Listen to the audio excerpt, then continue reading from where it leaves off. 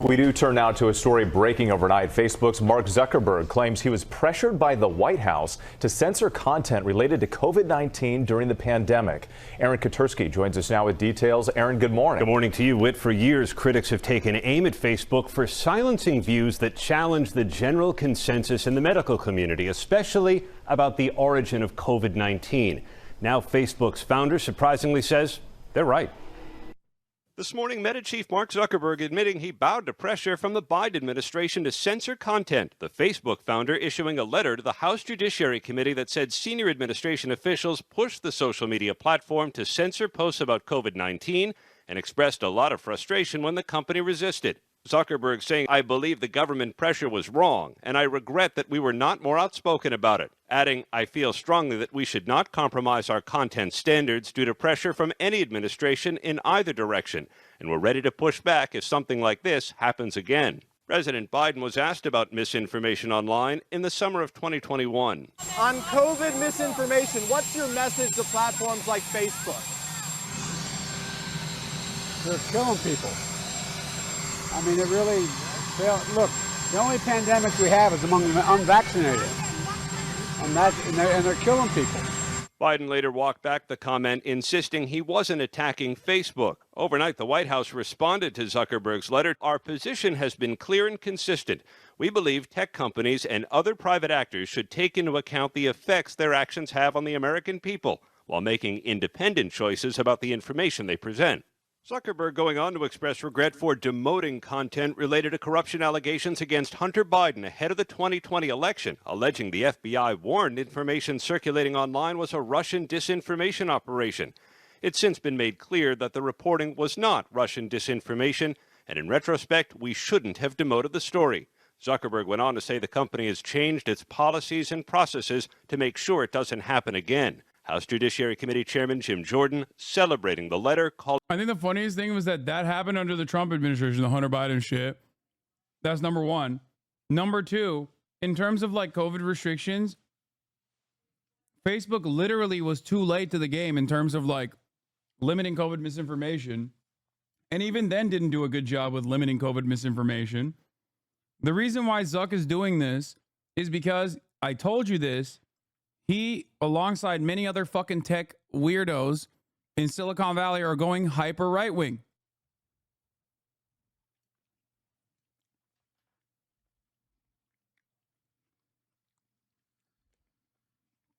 They were already right-wing.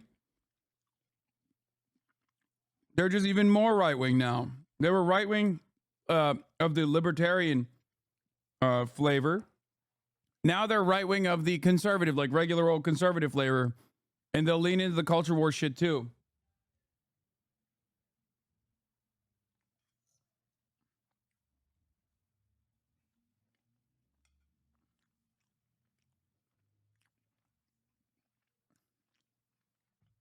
Great stuff. Calling it a big win for free speech. Zuckerberg's letter first appeared in the Wall Street Journal. And Whit, there really is a tension going on here between the government and big tech over how content on social media should be policed and whether conservative voices often get silenced. Absolutely. This story getting a lot of attention this morning. Aaron, thank you. Facebook literally helped facilitate an ethnic cleansing campaign in Myanmar. That's number one. Facebook literally is insanely censorious when it comes to pro-Palestinian voices. That's number two.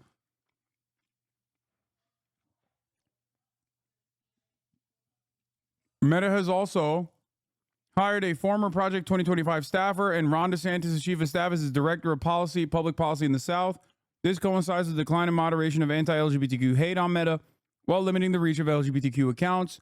He has since deactivated his LinkedIn. It doesn't end there, though. I've been at this game for quite a while. Many people don't remember, but back in the day, before I started serving 3-minute ad breaks at the top of the hour, I used to be a Facebook content creator for the Young Turks. And even back then, conservatives would constantly chirp about Facebook censorship. But even back then, okay, when there were no ad breaks to be served at the top of the hour, okay, and here's the 3-minute ad break now.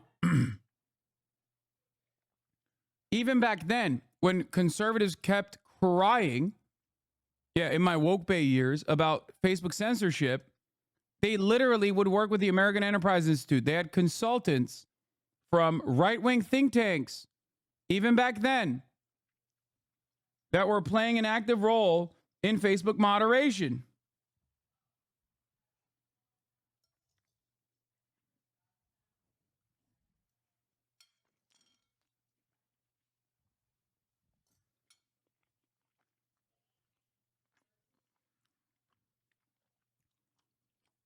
Yeah, Columbia SJP literally got banned on Instagram.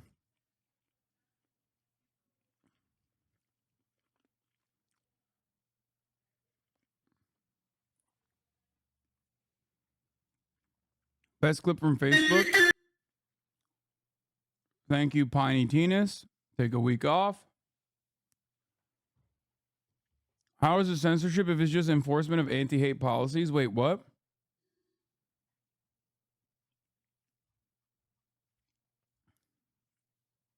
What?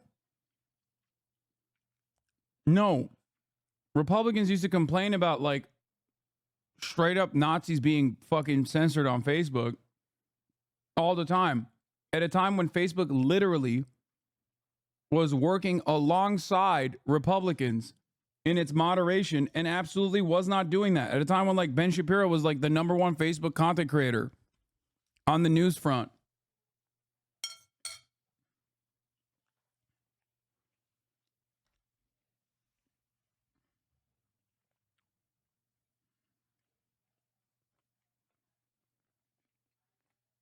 Anyway.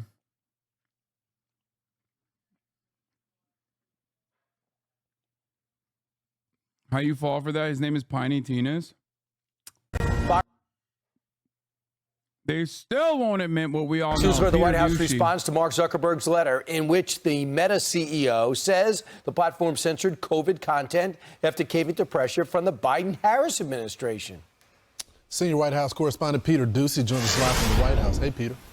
Good morning. And the reason that we know about this letter that Mark Zuckerberg sent to Jim Jordan is because Jim Jordan posted it. So about COVID censorship, Mark Zuckerberg writes, in 2021, senior officials of the Biden administration, including those from the White House, repeatedly pressured our teams for months to censor certain COVID-19 related content, including humor and satire, and expressed significant frustration when we did not meet their demands. I believe the government pressure was wrong, and I regret that we were not more outspoken about it. On that point, a few minutes ago, a White House official told us, when confronted with a deadly pandemic, this administration encouraged responsible actions to protect public health and safety. Our position has been clear and consistent. We believe tech companies and other private actors should take into account the effects their actions have on the American people while making independent choices about the information they present. And that's not all. Zuckerberg is also writing about Hunter Biden censorship. He says, when we saw a New York Post story reporting on corruption allegations involving then Democratic presidential nominee Joe Biden's family, we sent that story to fact checkers for review and temporarily demoted it while we were waiting for a reply. It's since been made clear that the reporting was not Russian disinformation, and in retrospect, we should not have demoted the story. I asked President Biden about this. At the time, his team was apparently trying to censor this Hunter content. You still think that the stories from the fall about your son Hunter were Russian disinformation and a smear campaign, like you said? Yes. God love you, man. You're a one-horse pony. And we've still never heard anybody from the White House come out to admit what we all now know, that it was not Russian disinformation, despite what President Biden said there at the end of 2020 and what his team told us once they took office in 2021. Back to you. Hey, Mr. One-Horse Pony. Just reminding us of those sound bites. So even, I think, over a year in office, you asked Jen Psaki about the same thing, and they stuck to their guns. They said, absolutely, it was Russian disinformation. So that was apparently just their line? Yes, and they continue to treat that letter that was signed by a couple dozen former intel agents who were talking about their opinions of Russian disinformation. That remained the gospel here. And again, we know that this is not Russian disinformation. Yeah. But we've never actually heard anybody correct that the way that Mark Zuckerberg did with this letter. Right. Thanks so much, Peter. Here's the other thing.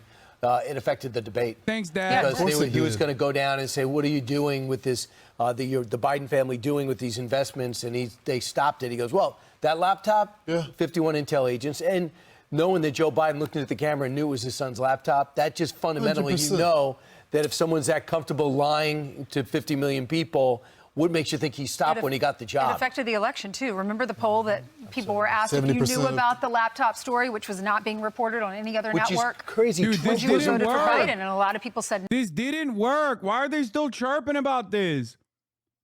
Like, nothing. This did not work. I was just like, oh my God.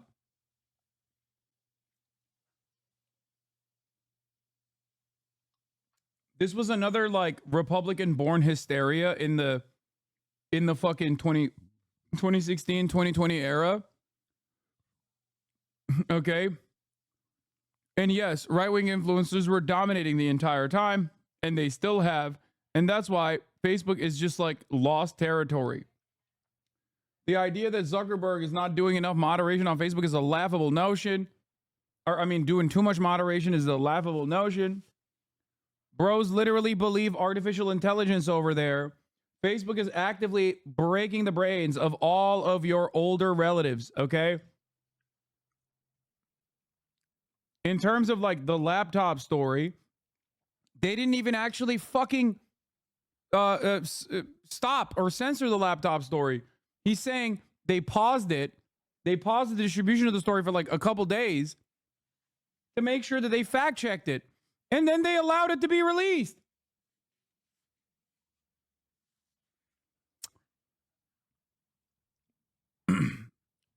My mom just showed me an AI clip 5 minutes ago that she believed. I know, it's really fucked up. And having said this, Facebook, specifically in terms of censorship, is so aggro. They go crazy mode, censoring any and every public display, any kind of fucking sentiment about pro-Palestinians, Palestinian emancipation. They literally banned Students for Justice in Palestine, the Columbia group, yesterday. Here's an article from 1 month ago, or a couple months ago. Meta expands hate speech policy to remove posts targeting Zionists.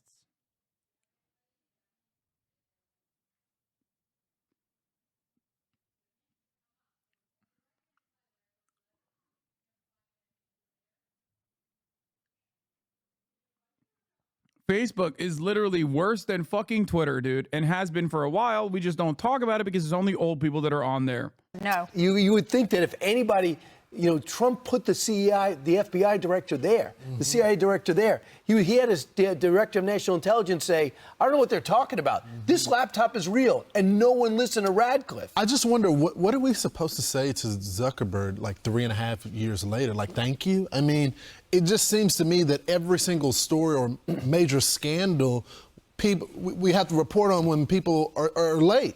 And we've been talking about this from the very beginning. We have reporters on to source this stuff, and we talked about the political pressure and the intel agencies having some corruption in the higher echelon, not the rank and file people that are just trying to do the job. And he comes around 3.5 years later saying, look, we got it all wrong, but the election is over now. So what are they going to do different in this election? Are they hands off? Well, the last thing you would say is thank you to him, because he said in this letter, and you can see it on FoxNews.com, he said, look, the administration pressured us, but ultimately it was our decision. We own that decision. So You know, the FBI said, look out for disinformation, and Facebook is the one that screwed this up completely. And so why is he doing it now? Because the House Judiciary Committee is looking into it, and they're talking about regulating his company. That is the last thing he wants. He doesn't want the government breathing down his throat because he wants to be able to make the decisions that led to these ill-fated choices that they made back in. It's so funny that these guys are like literally shitting down his throat when he's like actively giving them freebies.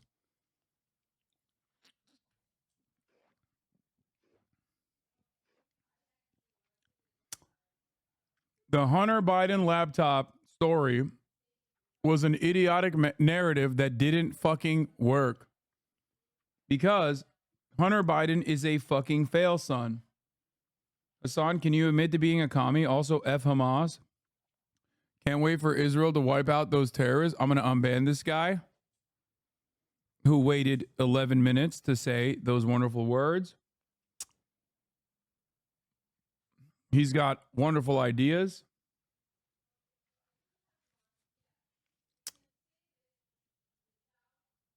In 2020, he wants to be able to continue to make them, even though he should not have been able to do. Why did I keep him? Because he's a pet.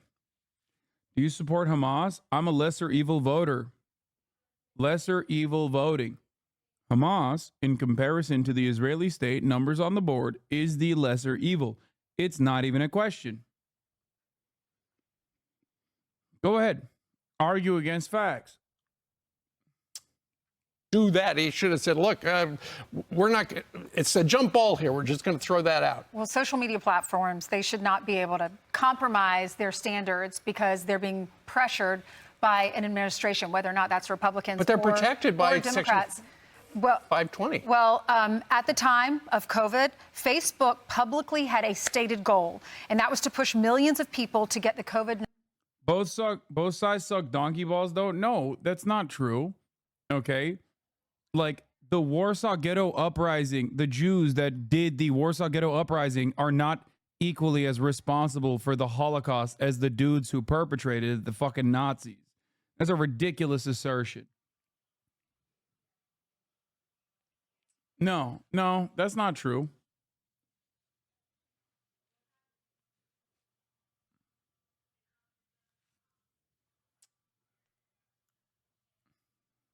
Ridiculous.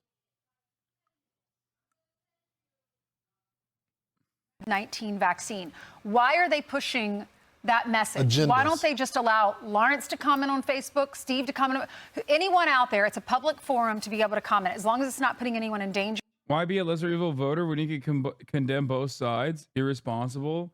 Because there are no both sides in genocide. There are victims of genocide and they're perpetrators of the genocide. Do you say that there were both sides that were in the wrong with the Holocaust? No, of course not. Why would you fucking say both sides? One is a state with nuclear arms and is killing a unimaginable amount of civilians. The other is a violent Islamist militant group that became increasingly more violent in its tactics as a direct consequence of the violence of the apartheid conducted by said militarized state with nuclear arms. There's no both sides to this.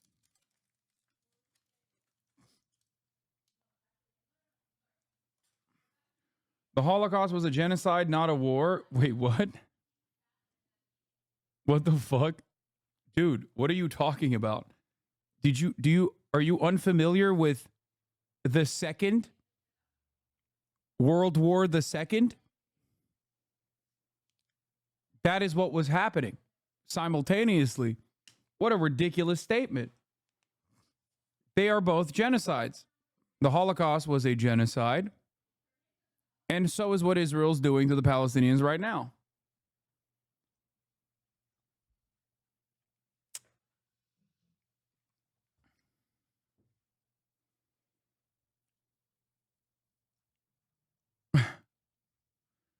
Now tell me social media is important after reading that shit. It is, see?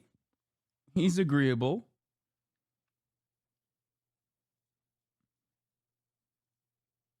What is this? Okay, I wasn't sure. Trust me, I'm very against the Israeli government. I think what's happening is disgusting. I do think that 10/7 was a violent act of war, but Israel has turned this into something completely different. Yeah, 10/7 had a litany of atrocities that occurred. I still maintain that the standard of violence that the victims within the in-group of the colony receive is still set by the colony itself. That's it.